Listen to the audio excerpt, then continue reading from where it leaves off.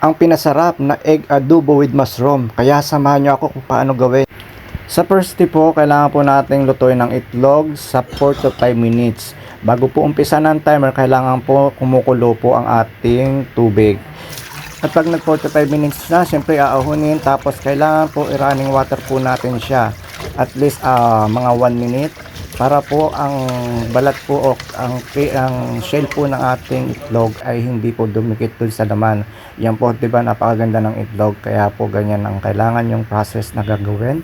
At tapos, ayan, mag-uumpisa na po tayo magluto. Maglalagay po ako dito ng 4 na perasong butter. Yan, nauutal na si Manilite. Tapos, kailangan po natin ng i-melt. At medyo na-melt na, ilalagay ko na po ang aking bawang. Tapos, isusunod ko na po ang aking ginger or luya. At pagkatapos gisa-gisa lang po, tapos ilalagay ko na rin po dyan ang aking sibuyas. Yan, ang aking sibuyas. Medyo meron pagka-cubes, tapos may style lang po yung aking sibuyas, kaya po yan. Tapos susunod ko na po ang aking mushroom. Yan ang aking mushroom na nasa lata. Pero mas masarap talaga ito yung sariwang mushroom. Yan. Tapos maglalagay rin po ako ng oyster sauce and soy sauce at ang mga pangpalasa. Ayan, ilalagay ko na po ang black pepper powder. Tapos susunod ko na po ang ating pinasarap at pinalinamnam. At alam nyo na po yon. Yan. Tapos halu-haluin lang po para po talaga ma-mix po ang sarap at linamnam ng ating niluluto.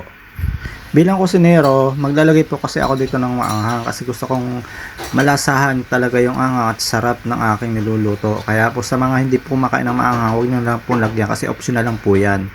At i-add ko na po ang aking itlog na nilabon. Siyempre, kailangan halu-haluin. Yan ang dapat talaga pag tayo nagluluto.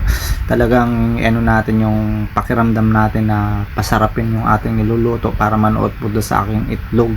Sa aking itlog, hindi sa itlog na nilabon po pala. Yan. Tapos, at ang gagawin ko po dyan is maglalagay po ako ng kunting tubig para po ma-absorb po nung itlog yung mga pangpalasa na nilagay ko tulad ng oyster sauce at saka mga soy sauce, mga pangpalasa, yun nga talaga. Tapos tatakpan ko para talagang manuot dun sa itlog yung aking mga inilagay na mga pangpalasa. Tapos maglalagay po ako ng kunting oil.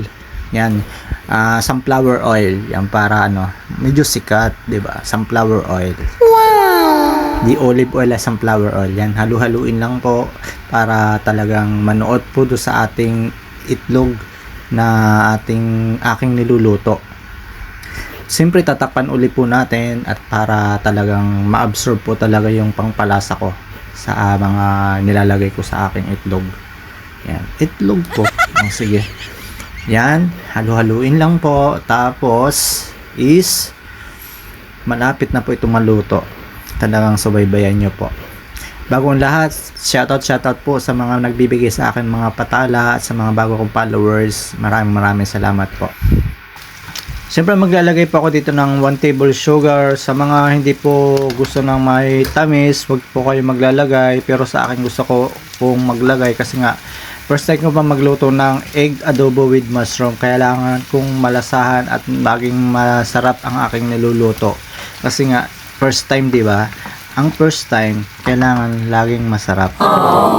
Bilang kusinero, siyempre ito yung paraan para hindi pumapanis ang ating niluluto. Maglalagay ako ng 1 tablespoon na vinegar. Kaya kailangan, pag tayo nagluluto, lagyan po natin para tumagal po yung ating niluluto. Siyempre hindi naman natin lahat ng mga niluluto natin lalagyan natin ng vinegar. Meron mga para-paraan lang po para tumagal po yung ating mga niluluto. Tulad nitong aking niluluto ngayon, pwede mo lagyan ng vinegar yan para po tumagal. Kaya ngayon, luto na po yan. Maraming salamat po sa inyong lahat sa manunood at manunood pa. Thank you very much po.